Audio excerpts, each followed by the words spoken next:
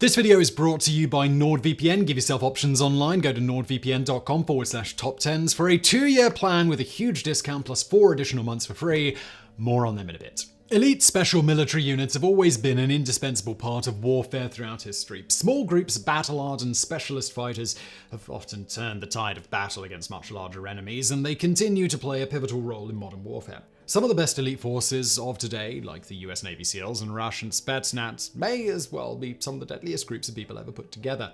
While the best elite forces from history won't compare to their modern counterparts, they were still the most feared military units of their time. Some of them, like the Persian Immortals and the Polish Hussars, were so good at what they did that they were instrumental in establishing and maintaining some of the largest and most successful empires in history. Number 10. Housecarls. Housecarls were personal troops or bodyguards of kings and chieftains across Scandinavia during the age of the Vikings. They were trained better than other soldiers, as it was their job to protect the king and their families. Think of them as Viking versions of medieval knights, as many of them also happened to be some of the best fighters on the continent. Housecarls, also called Housecarls, weren't always deployed in military roles, though with time the kings realized their value on the battlefield. King Harold II systematically used them in combat, and they turned out to be pivotal in his victory against the forces of Harald Hardrada in 1066, a fearsome Viking king in his own right. Number 9. Companion Cavalry. While Alexander is often single-handedly praised for his military victories, they'd not be possible without the capable, battle-hardened army that he inherited from his father Philip II. He was one of the earliest military leaders in history to recognize the military value of specialized elite units of well-trained fighters. The Macedonian army had quite a few of these units, though by far the best among them was the Companion Cavalry. Trained to be the most well-trained and well-armed cavalry unit in the Macedonian army, the Companion Cavalry was a part of some of Alexander's greatest military victories, especially during his campaign in the East. They were chosen from nobles, landowners, and other elite members of society, and many even held administrative and political positions in the empire. On the battlefield, they were almost exclusively used as shock troops in their signature wedge formation, which was enough to break the formation of most armies they ever encountered. Number 8. Swiss Mercenaries. The late Middle Ages, roughly the late 13th century to the beginning of the Renaissance, was a time of warfare, plague, and famine across much of Europe. While all of that was definitely bad for the general populace, it was a great time for fighters for hire. Some of the most well-trained and successful mercenary groups in history come from this era. The few of them, though, were considered better than mercenaries from Switzerland. Often armed with pikes or halberds, Swiss fighters trained by their local governments, also known as cantons, earned their reputation after various victories over their Austro-Hungarian emperors. At one point, they were so popular and in demand by armies across Europe that Swiss fighters often found themselves on both sides of a battle. They are often hired as private bodyguards too. Till today, the security of the Vatican City and the Pope is ceremoniously handled by Swiss pikemen, even if the actual security is still handled by a different, more modern force. Number 7. Samurai. While it's difficult to pinpoint exactly when samurai fighters surfaced in Japanese society, they had established themselves as a capable, skilled fighting force by the 10th century. Originally fighters that were hired and rigorously trained by local chieftains for their private armies, as Japan was controlled by various warlords at the time, they soon rose through the ranks and eventually turned into a class of their own across Japan. While they could be compared to elite forces from other regions, like medieval knights, samurais had a unique place in Japanese society. They'd play a major role in shaping up Japanese history, especially during the tumultuous Sengoku period, also known as the Japanese Warring States period. Samurais remained relevant until Japan was reunited under the Tokugawa shogunate, also known as the Edo period. By that time, there was little need for the specialized fighting skills of the samurai, so they took on more bureaucratic and political roles. Number 6. Mamluks. Mamluk was originally a word for slave soldiers in the Muslim world. It commonly referred to non-Arabic slaves that were trained to serve Arabic rulers throughout the region from the 9th to the 19th century. Their prominence rose during the Ayyubid era, when Mamluks were entrusted with key positions in the military as well as the bureaucracy. They quickly rose through the ranks and gained influence, eventually overthrowing the Ayyubids and establishing the Mamluk Sultanate, lasting from 1250 to 1517. While they held a knight-like position in the Muslim world, they were different in the way that it was a ruling class in itself. The Mamluks were some of the most fearsome fighters of the region, though they were also capable strategists, rulers, and politicians. Now, just before we get into the top 5 for today's video, let me tell you about our fantastic sponsor, NordVPN. Do you remember what the internet was like in 1998, telling your younger brother to get off the phone so you could check your email, waiting 30 or 40 seconds just to access the homepage?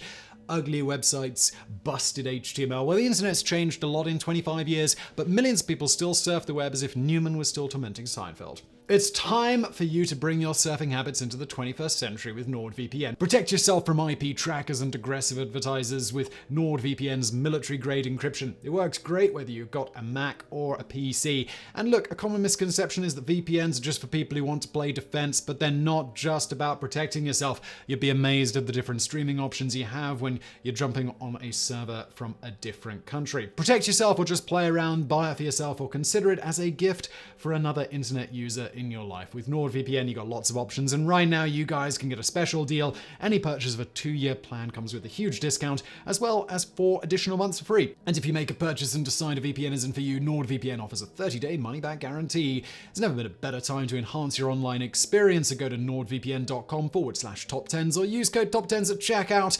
There's a link below. And now, our top 5. Number 5.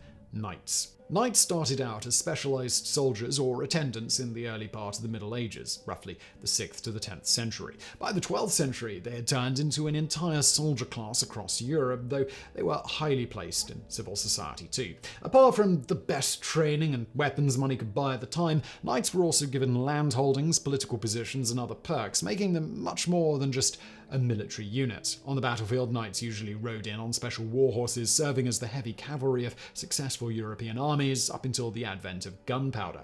Knights have been instrumental in deciding the outcome of some of the largest military conflicts in Europe's history. While their weapons of choice were mainly lances and swords, it was really the shock factor of seeing a massive armored rider charging at you that worked for them on the battlefield. Number 4. Winged Hussars.